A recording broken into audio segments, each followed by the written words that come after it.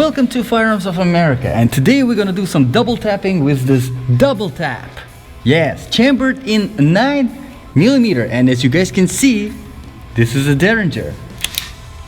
Ta-da! Alright, never shot a Derringer before. Well, I did just once, just now, just to see how it feels. And let me tell you guys, it feels quite interesting. Now, this is a 3-inch double barrel, as you can see.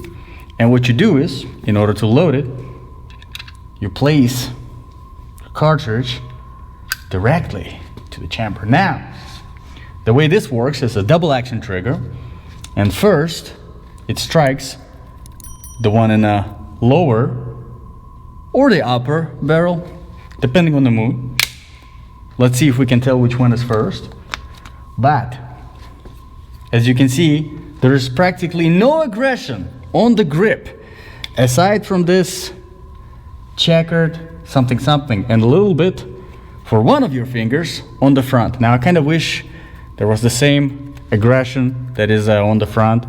Here the back would have been helpful, but let's do some shooting and see if I can hit from this distance with this little thing, that yellow circle in the very middle.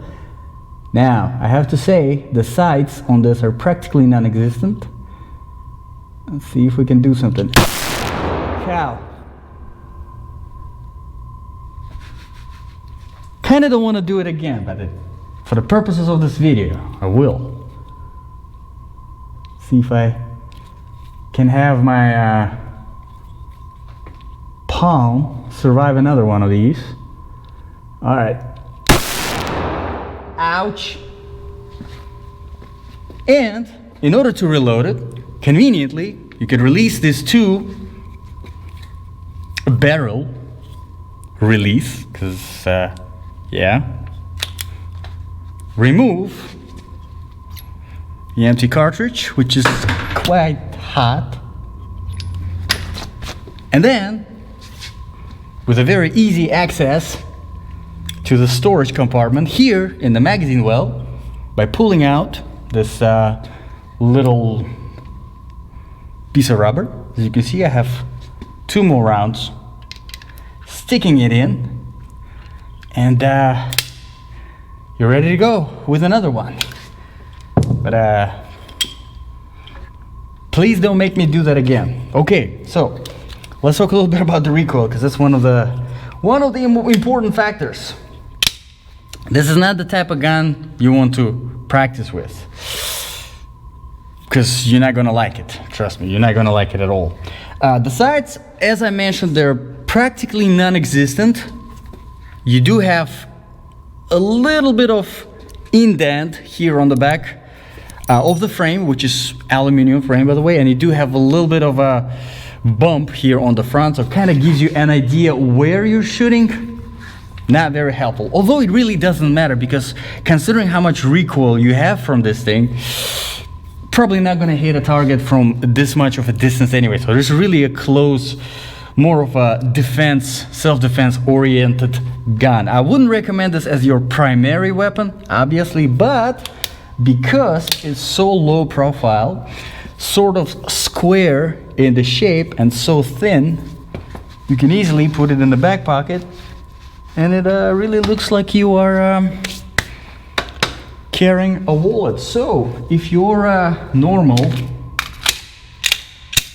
regular self-defense firearm lets you down, you can always take out this one from your back pocket and then kind of think about if you really want to use it, or maybe you just want to go into some kung fu mode and do some martial art fighting, because yeah, really not pleasurable to shoot this at all. Now, a little bit of a background on the manufacturer of this. As you can see, there is really no, DoubleTap is not really the name of the manufacturer. It was kind of produced by different ones, and currently the contract to manufacture this gun is at the hands of Azimuth Technologies, which are actually located here in Naples, Florida. I'll try to contact them one of these days and see if they allow me to check out their, production location, see how these guns are made. One thing I wanted to point out talked about negative stuff, but let's talk about some positive stuff. The trigger, I kind of do like the trigger. Obviously, it's a double action to kind of, because there is no external safety on this gun, you do have a double action trigger, which you do have a little bit of a very safe travel space, probably about 2.5 millimeters, very familiar. And then you obviously have your first action happening for probably a good 5 millimeters before it kind of gets questionable. And then you have probably about 2 millimeters of some other travel. And then about 2 more, and then the trigger breaks. So it's not that bad. I think it is pretty good for the double action, and for the pistol, obviously, that does not have any kind of extra safety features. For this small, implementing all of this is pretty good. Now, one thing I kind of would almost recommend in this particular design, because this is aluminum frame, obviously it's a little bit lighter. Steel frame would have been a little bit heavier. I think a little bit of extra weight would have been helpful whenever it comes to the recoil, because it's only a 3-inch barrel. But here's the thing. I think the whole culprit, good word, culprit, here is that the grip on the grip is not very intuitive. It just does not feel right in your hand. Maybe because it is so thin, maybe because it is so flat, maybe because there is no aggression. I would play around with all of it, but it definitely does not feel right in your hand. Everything else, however, I wanted to point out, it does feel very nice. It's built very nicely. The barrel release, in this case, really works very, very well. The trigger, like I said, is very good. And even this magazine compartment, which honestly, I think because you do have all of this space, I think the designers of this gun could have implemented a little bit more of a storage whenever it came to storing some more rounds, and that would actually help out more with the weight, because obviously you have to keep in mind that this is adding some weight to the gun. But just for the purpose of this video, I'm going to take another shot at this, just one, and actually going to do a little bit of an experiment.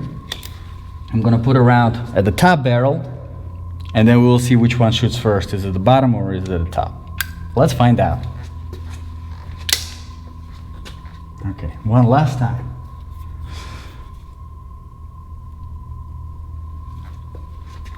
Let's see if I can hit. You know what? I'll try to hit that white pedal right there and see if I can. That would be really cool if I can hit it. Ouch! Well, that was kind of pointless, but I did prove my point, which I didn't make. But yeah, the top shoots first, and the rounds are still hot. Keep that in mind.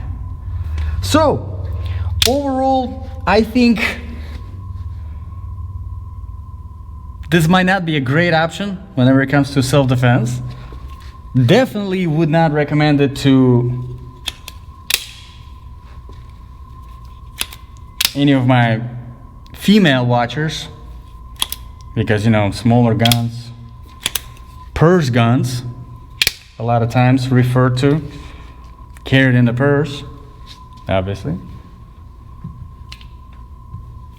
But considering that this recoil is practically unmanageable, definitely would not recommend it. Even to any of you guys, I think there are much better options, and I think you can find something that is much more manageable. And considering that the price of this goes starting at $500 and goes all the way to $800, and one of the things I wanted to mention, you can actually get this, yes, in 45 ACP, which, I mean, if you get that much recoil from 9mm, I just cannot imagine who would ever shoot a 45 ACP, double tap. Definitely double tap my hand.